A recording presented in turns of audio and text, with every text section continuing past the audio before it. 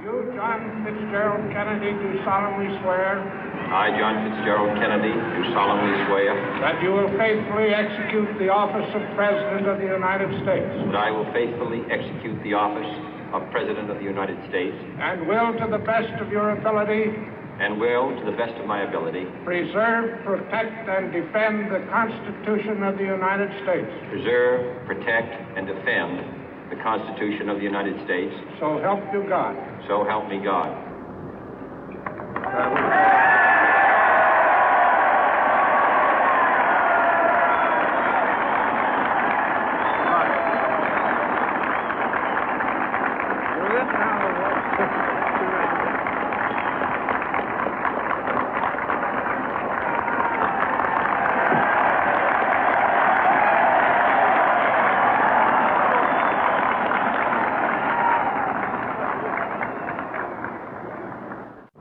Vice President Johnson, Mr. Speaker, Mr. Chief Justice, President Eisenhower, Vice President Nixon, President Truman, Reverend clergy, fellow citizens.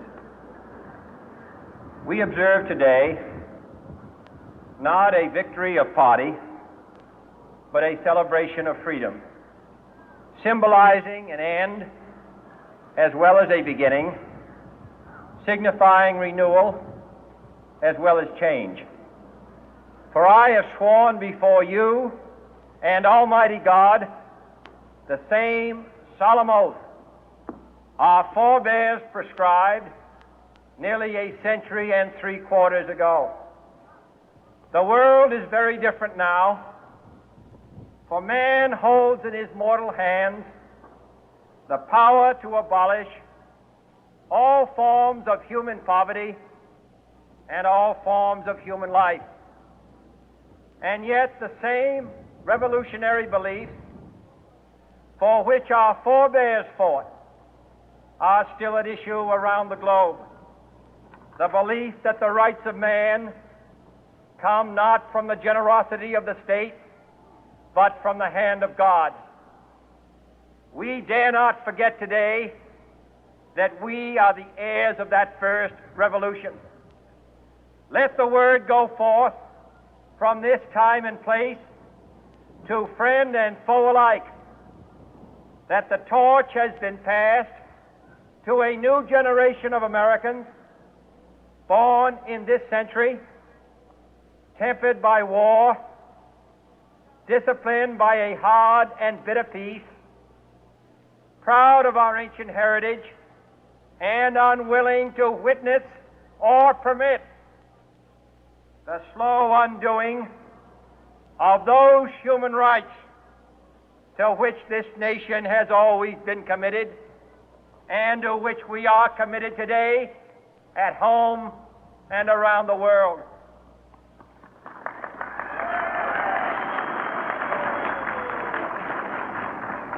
Let every nation know, whether it wishes us well or ill, that we shall pay any price, bear any burden, meet any hardship, support any friend, oppose any foe to assure the survival and the success of liberty.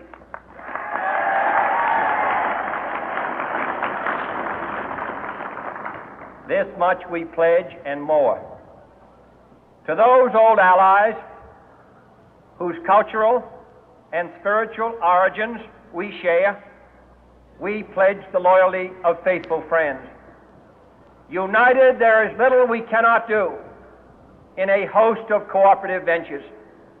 Divided, there is little we can do, for we dare not meet a powerful challenge at odds and split asunder.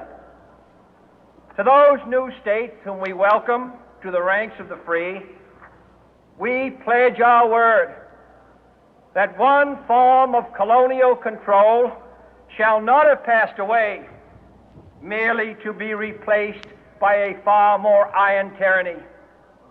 We shall not always expect to find them supporting our view, but we shall always hope to find them strongly supporting their own freedom, and to remember that in the past, those who foolishly sought power by riding the back of the tiger ended up inside.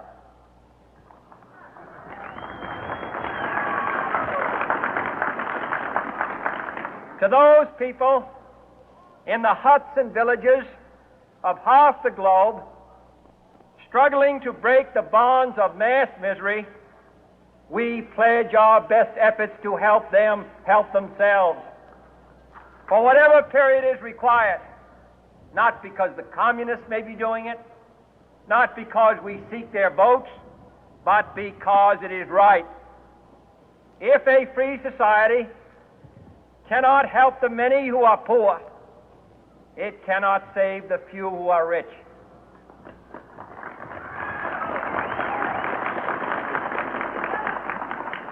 To our sister republics south of our border, we offer a special pledge to convert our good words into good deeds, in a new alliance for progress, to assist free men and free governments in casting off the chains of poverty.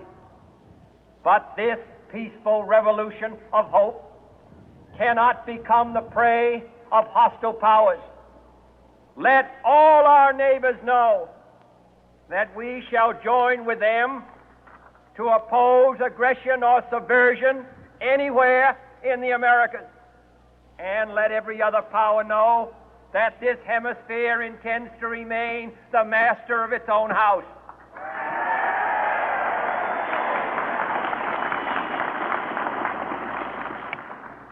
To that World Assembly of Sovereign States, the United Nations, our last best hope, in an age where the instruments of war have far outpaced the instruments of peace, we renew our pledge of support to prevent it from becoming merely a forum for invective, to strengthen its shield of the new and the weak, and to enlarge the area in which its writ may run.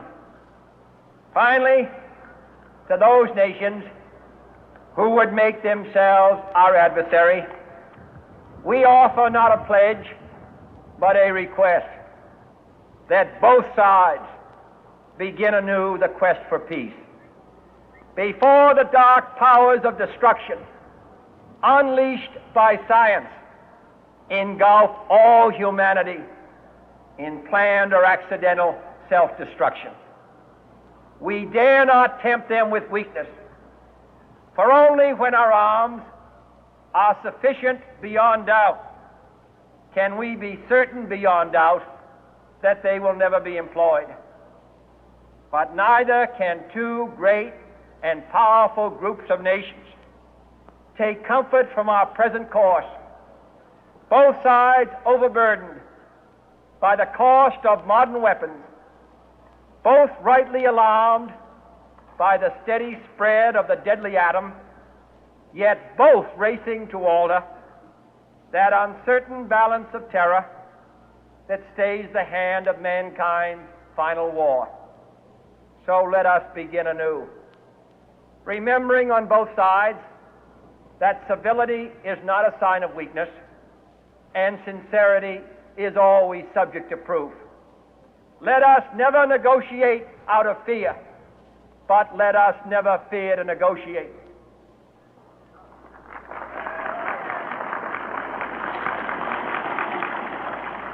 Let both sides explore what problems unite us, instead of belaboring those problems which divide us. Let both sides, for the first time, formulate serious and precise proposals for the inspection and control of arms, and bring the absolute power to destroy other nations under the absolute control of all nations.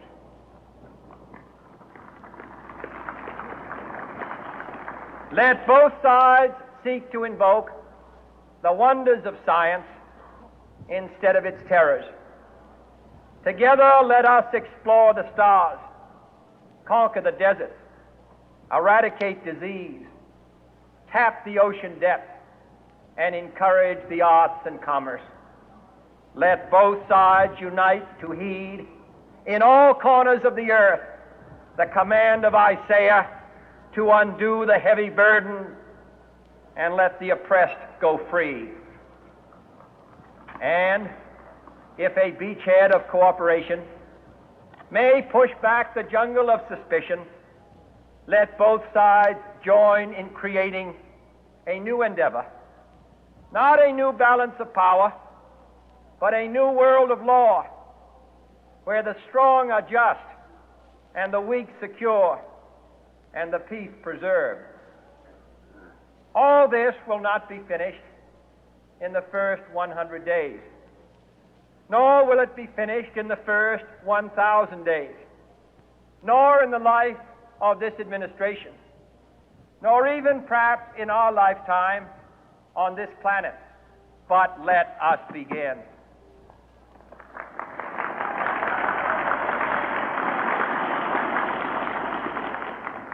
In your hands, my fellow citizens, more than mine, will rest the final success or failure of our course.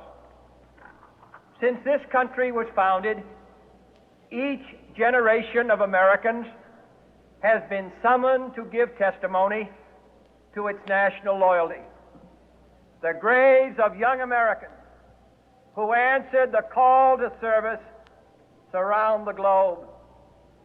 Now the trumpet summons us again, not as a call to bear arms, though arms we need, not as a call to battle, though in battle we are, but a call to bear the burden of a long twilight struggle, year in and year out, rejoicing in hope, patient in tribulation, a struggle against the common enemies of man, tyranny, poverty, disease, and war itself.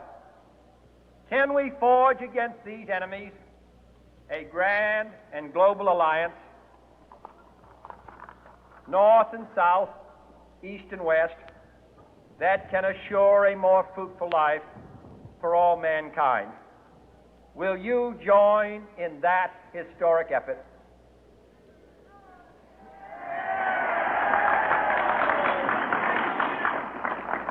In the long history of the world, only a few generations have been granted the role of defending freedom in its hour of maximum danger.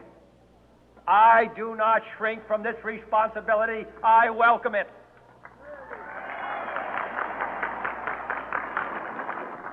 I do not believe that any of us would exchange places with any other people or any other generation.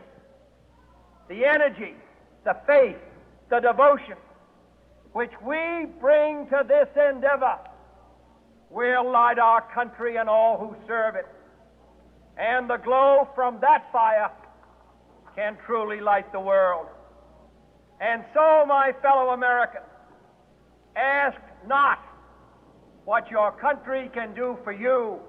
Ask what you can do for your country.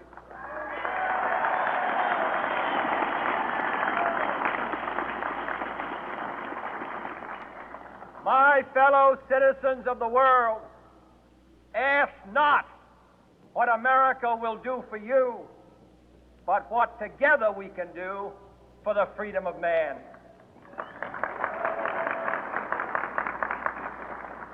Finally, whether you are citizens of America or citizens of the world, ask of us here the same high standards of strength and sacrifice which we ask of you. With a good conscience, our only sure reward, with history the final judge of our deeds, let us go forth to lead the land we love, asking His blessing and His help, but knowing that here on earth God's work must truly be our own.